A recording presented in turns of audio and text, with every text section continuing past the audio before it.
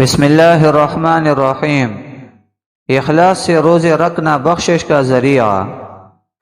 رسول اللہ صلی اللہ علیہ وسلم نے ارشاد فرمایا، من صام رمضان ایمانا و احتسابا غفر له ما تقدم من ذنبه۔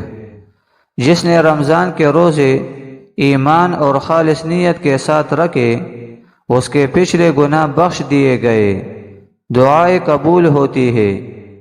جو شخص سورہ فاتحہ 100 بار پڑھ کر دعا مانگے گا انشاءاللہ اس کی دعا قبول ہوگی۔ دولت، شہرت، امیر کبیر ہونے کے لیے یہ وظیفہ کرو۔ جب سورج طلوع ہو رہا ہو تو 300 بار درود شریف پڑھے صلی اللہ علیہ وسلم، پھر 300 بار بسم اللہ الرحمن الرحیم پڑھے۔ لگاتار 1 سال پڑھے۔ طہارت کا خیال رکھے، ہمیشہ بوضو اور تصور سے پڑھے۔ آپ اس کے کرشمہ سے حیران ہوں گے۔ دولت بارش کی طرح برسے گی۔ یہ عمل آزمودہ پتھر پہ لکیر ہے، کبھی ناغہ نہ کرے۔